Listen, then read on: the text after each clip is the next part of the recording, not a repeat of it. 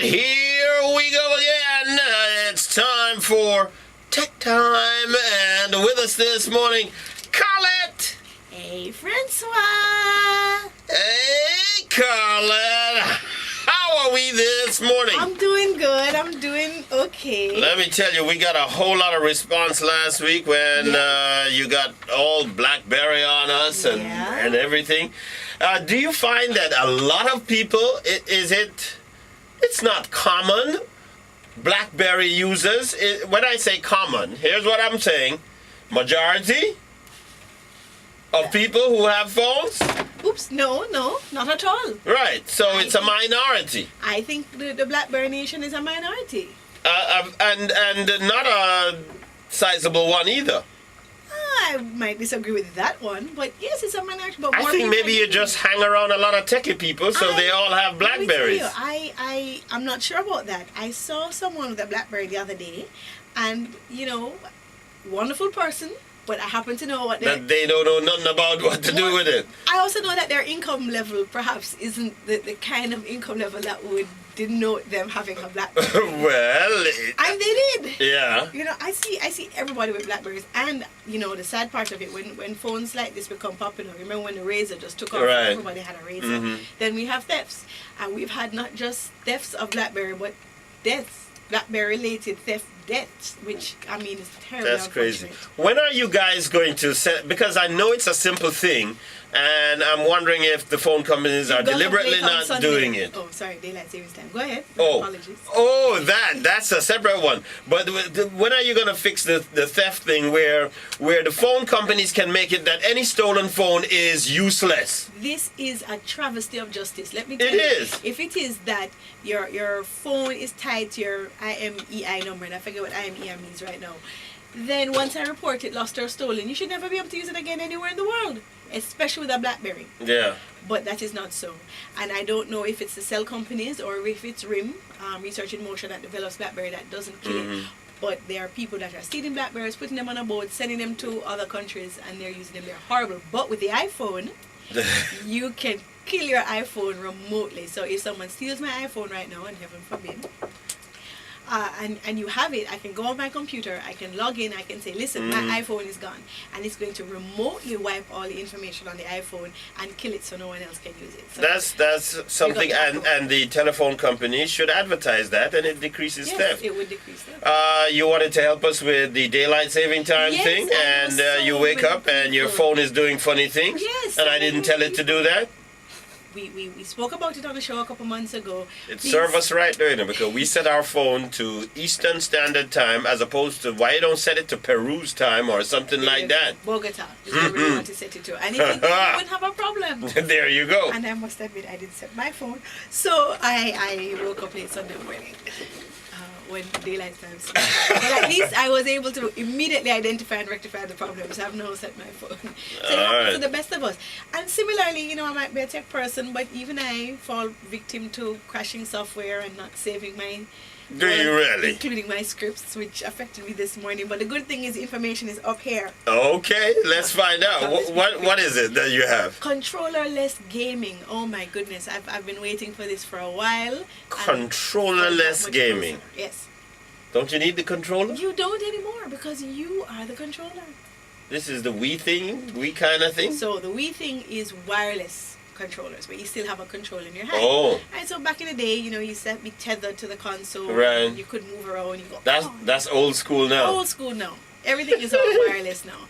And the first wireless controllers were just wireless versions of the old one. You put it in your hand and you press buttons. You press buttons till you get carpal tunnel syndrome and you get that thumb lock that you see on some gamers. And they use infrared technology. So if you turn around to talk to your mom and beg her more time to play, all of a sudden the connection was broken. So the Wii is revolutionary. It uses Bluetooth technology, and it uses motion control, so you can not just press buttons, but you can move your hand, you can swipe, you can wave, you can jump, you can do all sorts of things. Isn't it cool? I have not actually played the Wii thing. No? Is it realistic enough, or is it kind of silly? Meaning that obviously for tennis, you make the swing and the ball goes, but can you point the swing? Can you make a drop shot? Can you backspin the ball? I've never been able to. Can you smash in real life or on the Wii? And I play a lot of tennis. No. There are some things that you cannot do, but it's so much better than just pressing a button for 3 or 4 or 5 hours. It gets people up off the sofa. I get that. And it also gets people destroying furniture in the house. Yes, that's also a potential hazard. Everything has its ups and its downs. But I think the Wii is so cool. I don't own one, but I sponge off my friend's own. Thank you to Sharon and Kevin. I use it all the time, and I really like it. Yes, yeah, I like it. Clearly not enough to buy one of my own, but I like it. But Sony has upped the ante with their motion controller, because they're hardcore gamers that don't use the Wii, right? They stick to the PlayStation and the Xbox and such because they don't like the motion control, because some will say it's not as accurate as it could be. So what PlayStation did, what Sony did with their Move, which they announced officially last week. We've been hearing about it for months, but last week they announced it officially. It uses kind of like Wi-Fi. It's a proprietary Wi-Fi, so that it's far more accurate and precise than the previous Bluetooth controller. And so that's going to be, obviously that's where we're heading, but that's where we're at. But it's still, you're saying it still uses the controller it still then? uses the controller. So then this is not controllerless. I'm just saying that right now this is where we're at. So it was announced last week. Yeah. By the fall, that's going to be old school. By the end of summer, you're going to be sitting in front of your TV and you're going to be moving, and a motion capture camera is going to be monitoring your movements and replicating that in the game. Now, we've dabbled in it already. We has a little camera. Jenny McCarthy has this wonderful exercise game that you exercise in front of the TV, and it has your moves, and you can see yourself on the TV. And if you're doing it wrong, Jenny will say, no, lift your arm more, which is kind of cool, but it's not perfect. Sony again has the iToy, which does that as well. So you can interact with the game visually. But all of this is old technology. Right? So the Natal Project is what is going to be coming out next. Completely motionless. You just stand in front of your TV, lift your arm, character on the TV lifts his arm. It's just... It's going to get worse than that, in that they'll just hook up something to your brain and you just think about it and it happens. Yeah, maybe next year. I'm still waiting for the Star Trek holodeck. I don't know about you. That would be my ultimate game right there. But yes, motionless. I won't even ask. Now, I spoke to some hardcore gamers, and I need to thank some people that helped me with this. Dwayne Gordon, Dean Mundy, Dale, Rush, all of them are hardcore gamers. Some of them still don't like this, because as much as motion capture is fantastic and very good for novices, because it's much more natural than pressing buttons, there are certain precise moves that you simply can't do. So it will take some time, but it's where we're going. So, but if you're gonna do the no console thing, how are you gonna get somebody to jump from one building to the other and roll and get back up and shoot? Without a lot of space in your living room. Exactly. how are you going to do that? Clearly, there will be some limitations, and if you want real life, play real life instead of play a game. But it is still far removed from the geeks that we used to see sitting down for 5 or 6 pressing until their thumbs could not move. So it's pretty cool. So what's the name of the ones that you say that people need to start looking out for? Beside the Wii. Right, you can get the Wii right now, and that's available all over Jamaica. It's a great way to get involved. Sony PlayStation is going to have a Move controller, which is pretty good. Right, so you can, pretend like you have a sword and cut up people, which virtually.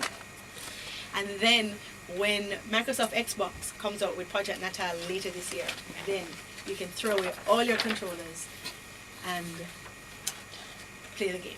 All right. I'm not as excited as Carlette is.